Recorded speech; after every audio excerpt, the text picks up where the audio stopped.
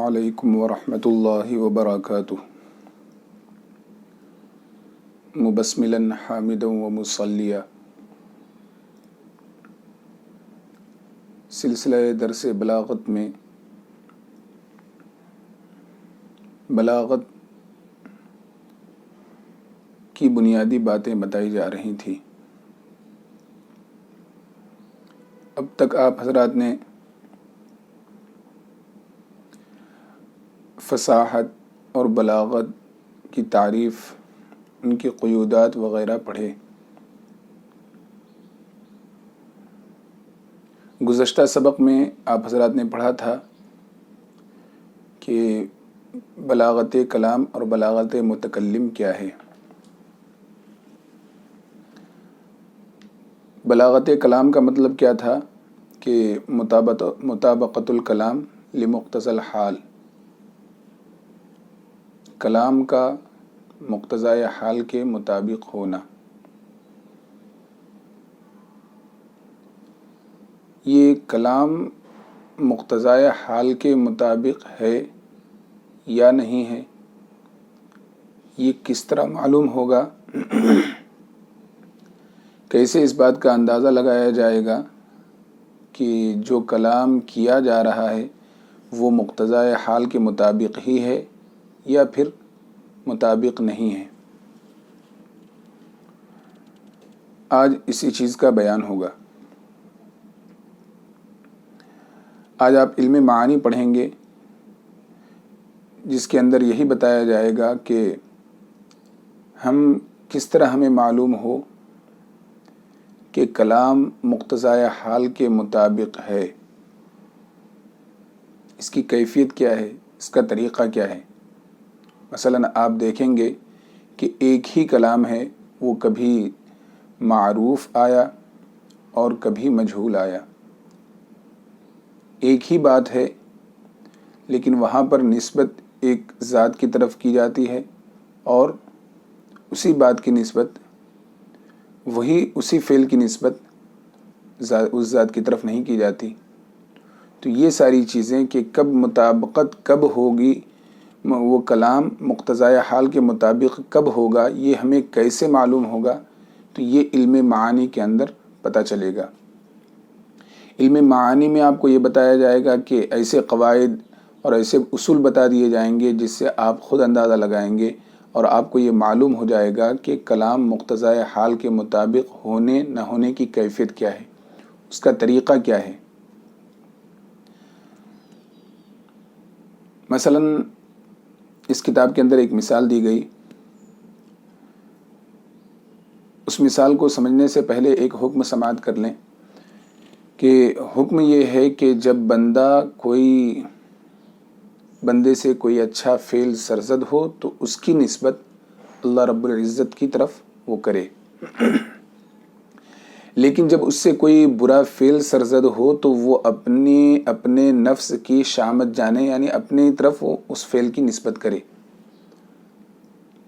یہ حکم دیا گیا، ٹھیک ہے۔ اب دیکھیں کہ قرآن پاک میں ایک آیت مبارکہ ہے، وَأَنَّا لَا نَدْرِي أَشَرٌ أُرِيدَ بِمَنْ فِي الْأَرْضِ أَمْ أَرَادَ بِهِمْ رَبُّهُمْ رَشَدًا۔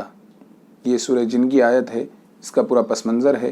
میں یہاں پر صرف اتنا بتاؤں گا کہ اس آیت مبارکہ میں آپ کو غور کرنا ہے کہ فرمایا گیا وَأَنَّا لَا نَدْرِي، ہمیں معلوم نہیں، أَشَرٌ أُرِيدَ بِمَنْ فِي الْأَرْضِ، بِمَنْ فِي الْأَرْضِ جو روئے زمین میں ہیں ان کے ساتھ، أَشَرٌ أُرِيدَ برائی کا ارادہ کیا گیا، ام اراد بہم ربہم رشدا یا پھر ان کے ساتھ ان کے رب نے درستگی اور بھلائی کا ارادہ فرمایا۔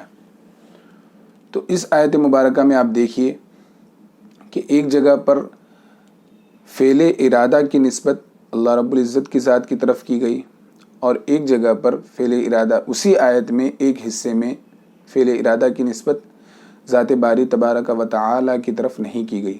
ایسا کیوں ہوا؟ ایک جگہ فعل معروف لایا گیا اور اسی آیت کے اندر آیت کے ایک حصے میں فعل مجہول لایا گیا، ایسا کیوں؟ تو آپ دیکھیے کہ آپ نے پڑھا تھا کہ مطابقت الکلام لمقتضى الحال، یہ ہے بلاغت کلام، مطابقت الکلام لمقتضى الحال، یہ ہے علم بلاغت۔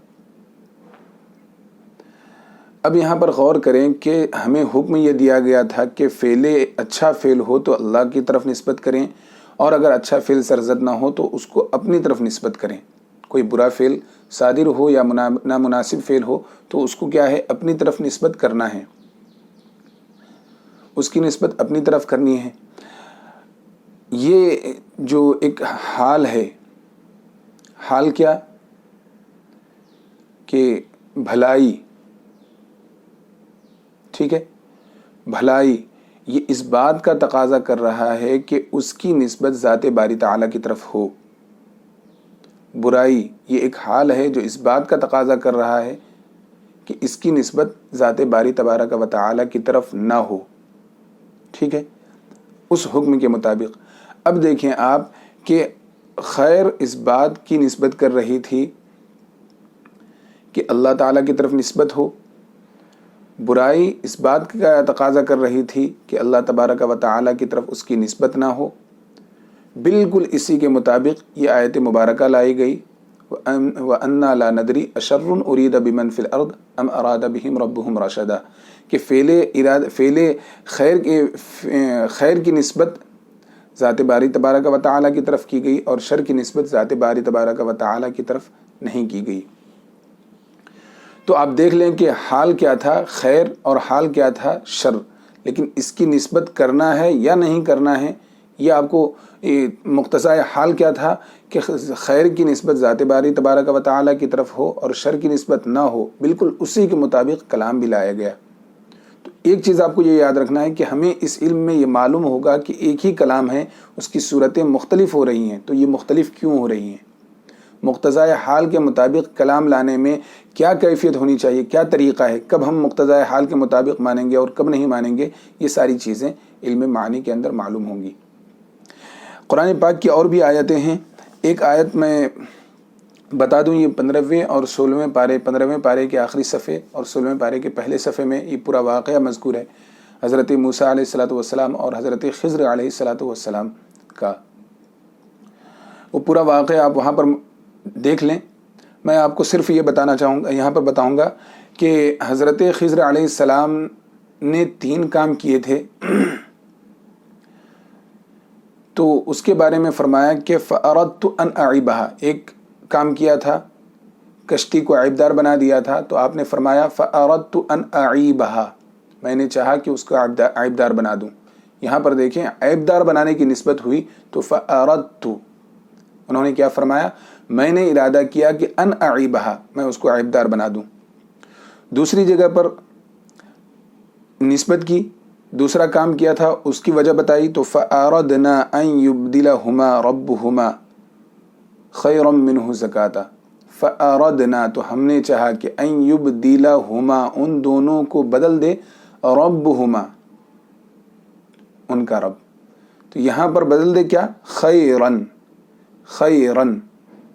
جب خیر کی نسبت کی گئی تو ان یبدلہما ربہما، خیر کی نسبت کی گئی تو ذات باری تبارک و تعالیٰ کی طرف، اور جب عیبدار کی نسبت تھی تو فرمایا تھا فأردت ان اعیبہا۔ اسی طرح اگلے جو تیسرا کام ہوا تھا اس کی وجہ بتاتے ہوئے آپ نے فرمایا فأراد ربک ان یبلغا اشدہما، فأراد ربک ان یبلغا اشدہما، فأراد ربک، پھر تمہارے رب نے چاہا، ان یبلغا، کہ وہ دونوں پہنچ جائیں، اشدہما۔ تو یہاں پر بھی جب بھلائی کی نسبت تھی تو اس کو بھی حضرت خضر علیہ السلام نے اپنے رب کی طرف نسبت کی اور فرمایا فأراد ربک، تو تمہارے رب نے چاہا، ان یبلغا، کہ وہ دونوں پہنچ جائیں۔ تو آپ دیکھیں اس طرح کی آیتیں کہ ہمیں جو حکم دیا گیا کہ خیر کی نسبت ذات باری تبارک و تعالیٰ کی طرف کرنی ہے، شر کی نسبت بندے کو اپنی طرف کرنی ہے، تو یہ جو ہے کہ خیر یہ ایک حالت ہے، یہ ایک حال ہے، یہ ایک ماحول ہے جو اس بات کا تقاضا کر رہا ہے کہ اس کی نسبت ذات باری تعالیٰ کی طرف ہو۔ شر یہ ایک ماحول ہے، ایک حال ہے جو اس بات کا تقاضا کر رہا ہے کہ ذات باری تبارک و تعالیٰ کی طرف اس کی نسبت نہ ہو. یہ ایک ماحول تھا، یہ حال تھا اور مقتضا تھا، اسی کے مطابق کلام لا دے تو مقتضا حال ہے. ٹھیک ہے. اب یہ آپ کو دیکھنا ہے کہ ایک ہی مقام پر ایک آیت کی صورت مختلف ہو رہی ہے، ایک آیت کا ایک حصہ مختلف ہو گیا، اور اسی مقام پر اسی آیت کا اگلا حصہ کیا ہے؟ مختلف ہے. یہ مختلف ایک ہی کلام مختلف کیوں ہو رہا ہے؟ اس کی وجہ کیا ہے؟ کیفیت کیا ہے؟ کس طرح ہم سمجھیں گے کہ یہ کلام مقتضائے حال کے مطابق ہے اور نہیں ہے؟ وصل کی صورت میں مطابقت ہوگی، فصل کی صورت میں مطابقت ہوگی. ٹھیک ہے. اضمار کی صورت میں مطابقت ہوگی، اظہار کی صورت میں مطابقت ہوگی، اختصار کی صورت میں مطابقت ہوگی، تفصیل کی صورت میں مطابقت ہوگی. یہ ساری چیزیں علم معانی کے اندر معلوم ہوں گی. اب کتاب دیکھیں. علم المعانی هو علم يعرف به احوال اللفظ العربی التي بها يطابق مقتضى الحال. یہ ایسا علم ہے جس کے ذریعہ اس عربی لفظ کے احوال معلوم ہوتے ہیں، اس عربی لفظ کے احوال معلوم ہوتے ہیں جن احوال کے ذریعہ وہ عربی لفظ مقتضائے حال کے مطابق ہوتا ہے. بتانا کیا ہے کہ کوئی بھی کلام ہے جو مقتضائے حال کے مطابق ہے تو اس کی کون سی حالت ہے، کیسے آپ سمجھیں گے کہ یہ مقتضائے حال کے مطابق ہے، اس کی کیفیت کیا ہے، یہ چیزیں آپ کو علم معانی کے اندر معلوم ہوں گی. فتختلف صور الکلام لاختلاف الاحوال. تو کلام کی صورتیں مختلف ہو جاتی ہیں احوال کے اختلاف سے، کیفیت کے اختلاف سے. کہیں پر حالت کچھ اور ہو تو کلام کی صورت مختلف ہو جائے گی، کہیں پر کچھ اور ہو تو کلام کی صورت مختلف ہو جائے گی. مثال ذالک قولہ تعالی. اس کی مثال اللہ رب العزت کا یہ ارشاد ہے کیا؟ وَأَنَّا لَا نَدْرِي أَشَرٌ أُرِيدَ بِمَنْ فِي الْأَرْضِ أَمْ أَرَادَ بِهِمْ رَبُّهُمْ رَشَدًا. اور یہ بے شک ہمیں نہیں پتا، اشرٌ کیا برائی کا، اریدہ ارادہ کیا گیا، بمن ان لوگوں کے ساتھ، فی الارض جو زمین میں ہیں، ام اراد بہم یا پھر ان لوگوں کے ساتھ، ربہم ان کے رب نے، رشدا بھلائی کا ارادہ فرمایا. اب دیکھیے اس کی تشریح. فإن ما قبل ام، یہاں پر دیکھیں آپ ام کا ما قبل جو ہے یعنی یہ اشرٌ اریدہ، یہ ام کا جو ما قبل ہے سورۃ من الکلام، کلام کی ایک صورت ہے. تو خالف الصورت ما بعدها، جو کلام ام کے ما بعد کی صورت کی کیا ہے؟ مخالف ہے. ایک جگہ یہاں پر فعل معروف ہے، ام سے پہلے فعل مجہول ہے، اور ام کے بعد کیا ہے؟ فعل معروف ہے. تو ام کے ما قبل کی جو صورت ہے وہ ام کے ما بعد کی صورت سے مختلف ہے. کیوں؟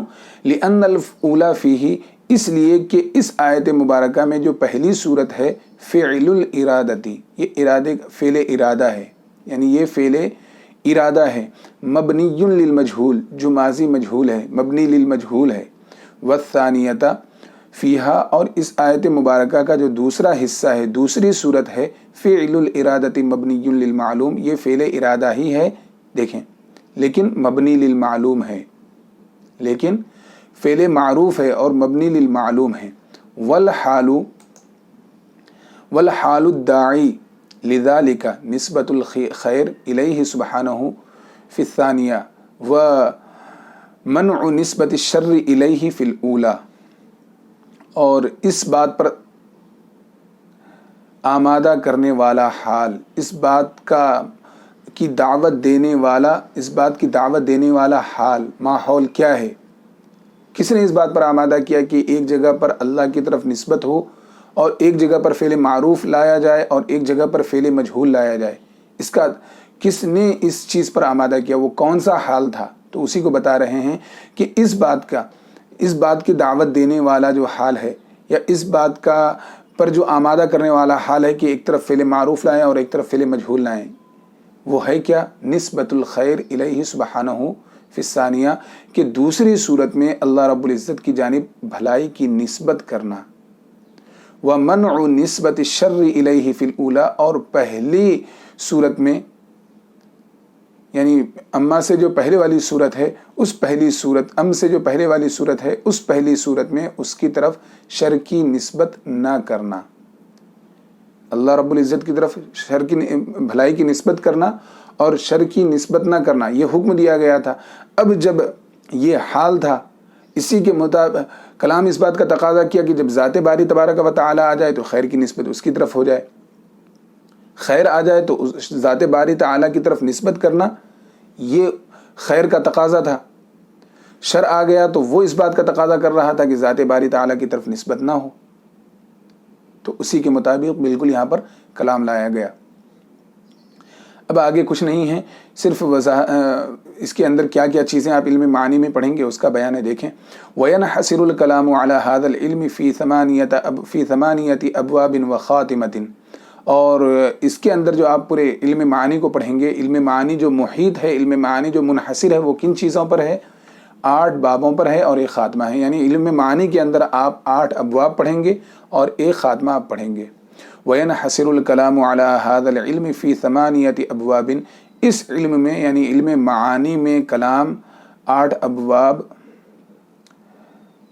اور ایک خاتمے میں منحصر ہے، یعنی اس علم پر جو کلام منحصر ہے وہ 8 ابواب اور ایک خاتمے میں منحصر ہے۔ الباب الاول فی الخبر والانشاء، پہلا باب خبر اور انشاء کے بیان میں۔ یہاں سے اب خبر اور انشاء کی تعریف کریں گے اور صدق اور کذب کی تعریف کریں گے، پھر آگے بتائیں گے کہ مطابقت کیا ہے۔ خبر اور انشاء کی تعریف آپ نے بار بار پڑھی ہوگی کہ جس کے کہنے والے کو، ایسا جملہ ہے جس کے کہنے والے کو سچا یا جھوٹا کہا جا سکے، جس کے بارے میں امکان ہو کہ ہاں یہ سچ بھی بول سکتا ہے اس جملے میں اور جھوٹ بھی بول سکتا ہے، تو اس کو کہیں گے خبر، اور جس کے قائل کو سچا یا جھوٹا نہ کہا جا سکے اس کو کہیں گے، جس جملے کے قائل کو سچا یا جھوٹا نہ کہا جا سکے اس کو کہیں گے انشاء۔ مثلا میں ایک جملہ استعمال کر رہا ہوں، سافر محمد، کتاب کے اندر بھی یہ مثال ہے، سافر محمد، محمد نے سفر کیا۔ ہو سکتا ہے کہ محمد نے واقعتاً سفر کیا ہو اور میں کہہ رہا ہوں کہ محمد نے سفر کیا، اور ایک وجہ یہ بھی ہو سکتی ہے کہ محمد نے سفر نہ کیا ہو، اس کے باوجود میں کہہ رہا ہوں کہ محمد نے سفر کیا۔ تو یہاں پر اگر محمد نے سفر کیا ہوگا تو میرا یہ جملہ، یہ جو میں کہنے والا ہوں، میں سچا ہوں گا اس میں، اور اگر واقعتاً محمد نے سفر نہ کیا ہو تو میں اپنے اس جملے میں جھوٹا ہوں گا۔ تو سچا ہونا یا جھوٹا ہونا اس بات کا میرے اندر احتمال ہے، قائل کو سچا یا جھوٹا کہا جا سکے، یہی کیا ہے؟ خبر ہے۔ لیکن میں کہوں یا محمد سافر، اے محمد سفر کرو، اے محمد سفر کرو، تو سفر کرو اس بات میں کوئی صدق و کذب نہیں، کوئی میں جب کہہ رہا ہوں کہ اے محمد سفر کرو تو میرے کہنے میں صدق اور کذب کا کوئی احتمال نہیں۔ تو جس جملے کے قائل میں صدق اور کذب کا احتمال ہو، سچا یا جھوٹا کہا جا سکے، اس کو کہیں گے خبر، اور جس جملے کے قائل کو سچا یا جھوٹا نہ کہا جا سکے اس کو کہیں گے انشاء۔ الباب الاول فی الخبر والانشاء کل کلام فہو اما خبر او انشاء، ہر کلام یا تو خبر ہوگا یا انشاء ہوگا۔ والخبر ما يصح ان يقال لقائله انه صادق فيه او كاذب كسافر محمد وعلي مقیم، اور خبر یہ ہے کہ اس کے قائل کو یہ کہا جا سکے کہ وہ اس قول میں سچا ہے یا جھوٹا ہے، جیسے سافر محمد اور علی مقیم۔ والانشاء ما لا يصح ان يقال لقائله ذلك، اور انشاء کیا ہے کہ جس کے قائل کو اس میں سچا یا جھوٹا نہ کہا جا سکے، جیسے سافر یا محمد، اے محمد سفر کر، واقم یا علی، اور اے علی اقامت پذیر ہو جا، ٹھہر جا، رک جا۔ والمراد بصدق الخبر مطابقته للواقع، اب یہ بتا رہے ہیں کہ صدق خبر سے مراد کیا ہے۔ میں بتایا کہ اگر واقعی میں یعنی خارج میں نفس الامر میں محمد نے سفر کیا ہوگا اور میں کہا سافر محمد، سافر محمد، میرا ایک یہ کہنا ہے اور ایک نفس الامر میں اس کا سفر کرنا ہے۔ اگر واقعی میں محمد کا سفر پایا گیا ہوگا خارج میں نفس الامر میں، اور اب میں کہوں کہ سافر محمد، تو میرا یہ کہنا نفس الامر کے اور خارج کے مطابق ہے، تو یہ ہے صدق۔ اور اگر نفس الامر میں محمد نے سفر نہیں کیا ہے اور میں کہہ رہا ہوں کہ سافر محمد، تو میرا یہ کہنا نفس الامر کے اور واقعے کے مطابق نہیں ہے۔ جس وقت واقع کے مطابق ہو اس وقت صدق کہیں گے، اور جس وقت واقع کے مطابق نہ ہو اس وقت کذب کہیں گے۔ والمراد بصدق الخبر مطابقته للواقع، اور خبر کے صدق سے مراد کیا ہے کہ اس کا واقع کے مطابق ہو جانا، جیسا ہوا ہے اسی کے مطابق ہونا۔ اور کذب خبر سے مراد کیا ہے؟ عدم مطابقته له، کذب خبر سے مراد یہ ہے کہ وہ واقع کے مطابق نہ ہو۔ فجملۃ علی مقیم، تو علی مقیم کا جو جملہ ہے، علی مقیم کا جو جملہ ہے یعنی علی کی طرف اقامت کی جو نسبت کی گئی ہے، قیام کرنے کی جو نسبت کی گئی ہے، اس سے جو پورا مفہوم سمجھ میں آیا اقامت علی، علی کا ٹھہرنا، کہیں استقامت پر کہیں رکنا اس کا، ٹھیک ہے۔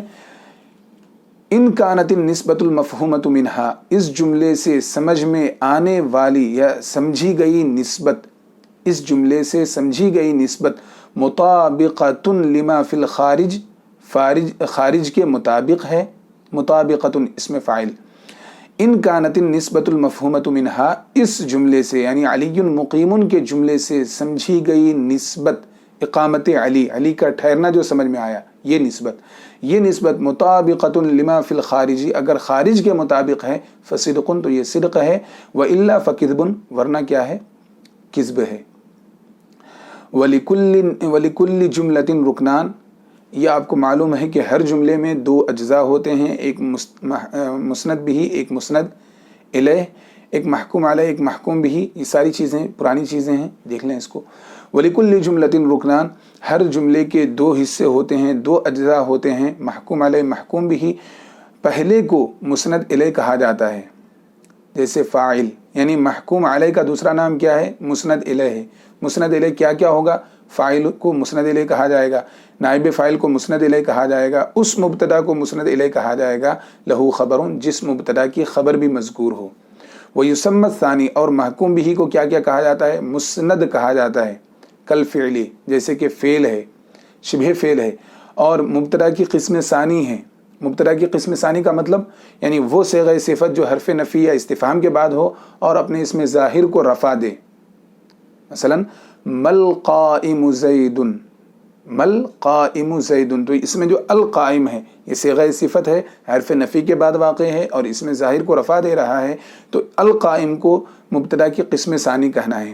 اس کے بعد جو اس میں ظاہر ہے وہ چونکہ اس القائم کا فاعل ہے، اس لیے یہ جو ہے فاعل مسند الیہ ہو گیا، اور یہ جو القائم ہے یہ ہے تو مبتدا کی قسم ثانی، مبتدا کی ایک دوسری قسم ہے، لیکن یہ ہے مسند پہلے مقام پر، یعنی وہ مبتدا جس کی خبر ہو وہ مبتدا مسند الیہ ہوتا ہے، اور وہ مبتدا جس کی خبر نہ ہو بلکہ وہ مبتدا کی قسم ثانی ہو تو اس جگہ پر مبتدا، اس مقام پر وہ مبتدا مسند ہوگا۔ کل فعلی والمبتدا المکتفی بمرفوعہ، جیسے کہ فعل یہ بھی مسند ہوتا ہے، اور وہ مبتدا والمبتدا، اور وہ مبتدا جس کے مرفوع پر اکتفا کیا جاتا ہے۔ ٹھیک ہے، یہاں تک پوری بات مکمل ہو گئی۔ اب انشاءاللہ اس کے آگے آپ یہ پڑھیں گے کہ خبر، چونکہ پڑھے آپ کہ اس کے اندر 8 ابواب ہیں، تو ان 8 ابواب کی پوری تفصیل اب بیان کی جائے گی۔ بس وصلی اللہ تعالی علی خیر خلقہ سیدنا محمد وآلہ واصحابہ اجمعین برحمتک یا ارحم الراحمین والحمد للہ رب العالمین۔ السلام علیکم ورحمۃ اللہ وبرکاتہ۔